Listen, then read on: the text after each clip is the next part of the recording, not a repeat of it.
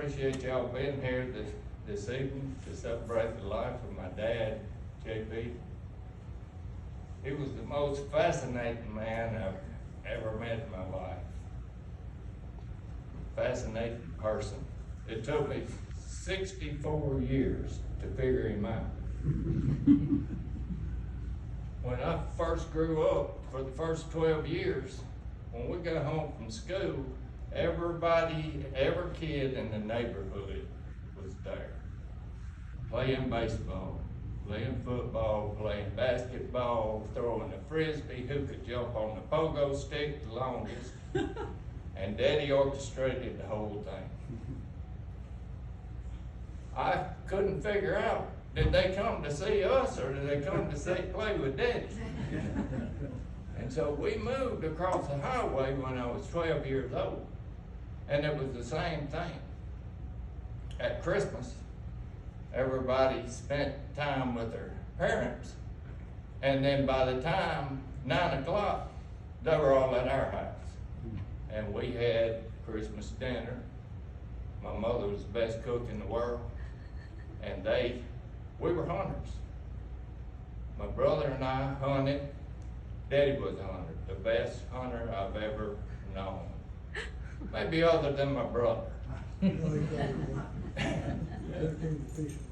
And all of our friends, Phil Hobbs, Jay Woods, Robert Wood, they all became hunters because they hung around with us, and they all became good hunters. And it was like that when we grew up, moved out of the house. Our friends came to see Daddy. We weren't there. I called Daddy, what'd you do today? Well, old J-Buck come by and we worked on the boat or something, anything. They just came to see Daddy.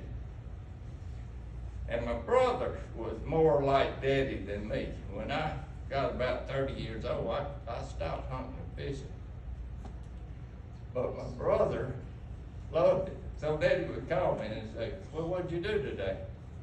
I said, well, I worked out for a couple hours, watched the Financial Channel and did some things around here, ran a few errands. Oh, you didn't do anything, huh? And I would laugh at it. It would actually tickle me. Because if you wasn't getting ready to hunt and fish or just got back, you weren't doing anything that day. Yeah. My dad was a dad to many sons. It's just that my brother and I had the blessing to be his biological son. I've had people call me since he passed while he was sick. And I have actually had to what do you call it? I actually had to console them. Thank you. I lost my thought. But I would tell them, don't feel sorry for me because I've been blessed. I had him for 64 years. And he was the best daddy that I could have. And I was talking to my buddy, Buzzard is what I called him. And I said, Buzzard, don't feel sorry for me. I said, I had him for 64 years. Well, he met me when I was 12, Buzzard did. And he said, yeah, and I had him for 52. Everybody loved Daddy. And Daddy got his last step out of life. I had the opportunity to take care of him, my brother and I did, after we found out he had cancer. And 3 days before I put him in a wheelchair, I stood him up in a recliner and he was nothing but skin and bone. And he was wobbling and shaky. And I said, Daddy, you think it's time we get the wheelchair? And he said, we ain't getting no damn wheelchair today. And I said, okay. And so the last day before he passed, I put him in a wheelchair. he took his last step. Mama, he loved Mama that more than life itself. That was the only reason he hated to leave, because he couldn't take care of Mama. And I tested that love a few days before he passed. He couldn't hardly walk. And I said, Mama, you want me to go get you something from Popeyes? She said, yeah, I need a couple pieces of chicken. I said, what you want with it? She said, well, I'll take some coleslaw, but I don't want it from there. I want it from KFC. And I said, you want it from KFC? And she said, yeah. And I said, look, Mama, and Daddy said, son, she don't want anything. She's nauseated. She don't. I said, okay, I'm going to get me something. I'll be back in a few minutes. Well, I knew what was going to happen. Mama was fixing to get her chicken from Popeyes and get her coleslaw from KFC. I went home real quick, came back, and she was sitting in her recliner with her chicken and her coleslaw from KFC. That is what love is. That is putting yourself out when you don't want to. When you feel like doing other things and you push yourself to do what somebody else wants. I look around and I see all these people, and I know that my son Breck, I raised him, and he loves JP Wyatt. He don't like him, he loves him. The girl that does my mother's hair, she loved my parents 10 years before she ever met them. They love my parents. I don't see anybody in here that probably, Phil Hobbs loves my daddy and mother. That just blows my mind. And it took me, like I say, 64 years to figure. He gets up in the morning, he beat the sun up in the morning and hated to see it go down in the evening, because he had something else he wanted to do. I mean, it was the most incredible walk in life. He caused me and my brother and sister to be how we are. I said, Daddy's perfect. My brother said, no, he's not. He's got a flaw. I said, what's that? Well, he tells everybody where I'm fishing. He said, I was at Moon Lake one day, at 1 week, he said, I was tearing them up, white perch. He said, about the second day, I called Daddy.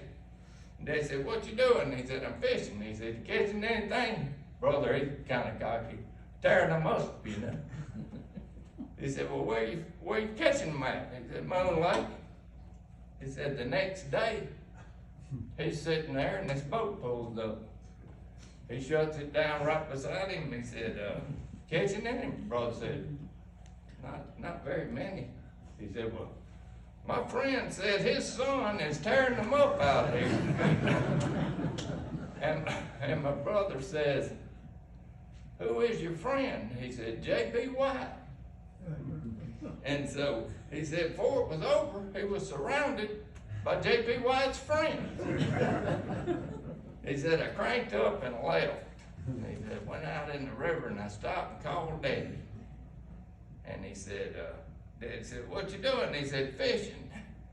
He said, you catching any? He said, tearing them up. He said, where you catching them? He said, Secret Lake. He said, Secret Lake.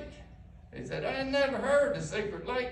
Brother said, I know you hadn't, because if I told you where it was, it wouldn't be a secret anymore. So people call or tell me, and I know it's just because they're friends and they love us and everything, but they tell us they're sorry for their loss. And this is what I say to them: don't feel sorry for me, because I had him 64 years. The best daddy that I could ever have. And when I was a kid, I was 60 when I was 4. I've always been a different kind of person. And I knew that when I was alive, that everybody that's born is gonna die one day.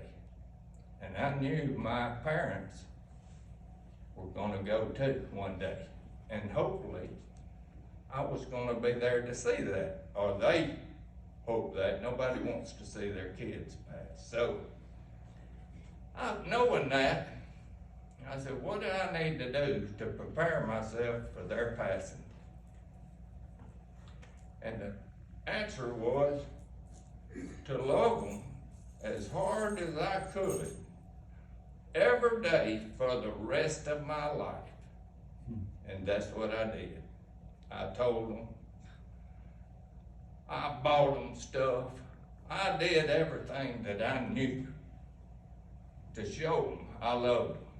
And there was never a doubt in their mind. And when my daddy took his last step, he said, son, I'm sorry for causing you this trouble.